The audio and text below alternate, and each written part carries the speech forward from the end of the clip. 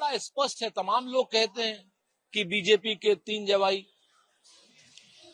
ED, IT, CBI, तो आज की डेट में ये अपने आप में सच है कि संस्थाओं का दुरुपयोग करके जिस तरीके से नरेंद्र मोदी जी अपने विपक्ष को खत्म कर रहे हैं और ईवीएम पर जो प्रश्न चिन्ह लगे हुए हैं उसकी सफाई न दे करके लोगों के मन में एक बड़ा भ्रम की स्थिति हो रही है कि कहीं ना कहीं ईवीएम को कहीं क्या प्रभावित किया जा सकता है।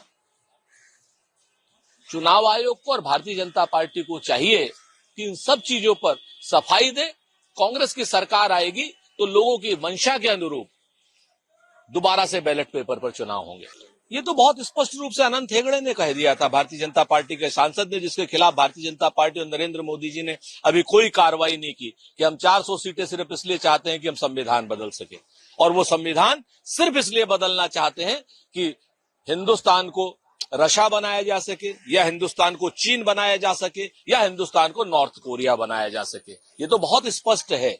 लेकिन हिंदुस्तान की जनता और सारे लोग इस काम को नहीं होने देंगे। शांति और क्रांति सब होगा। एमके स्टालिन ने बोला है कि इलेक्टोरल बॉन्ड जो है वो व्हाइट कॉलर करप्शन है। ये तो बहुत स्पष्ट है, साफ साफ है कि चंदा दो, धंधा लो।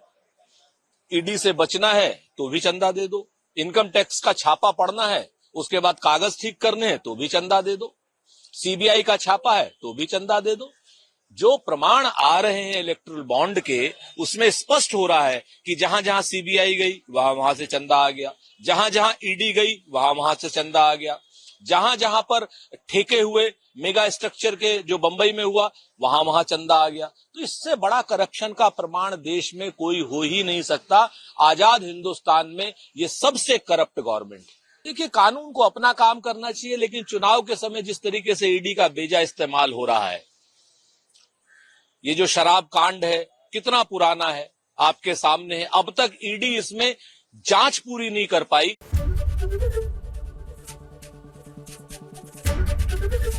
एबीपी गंगा, खबर आपकी, जुबान आपकी।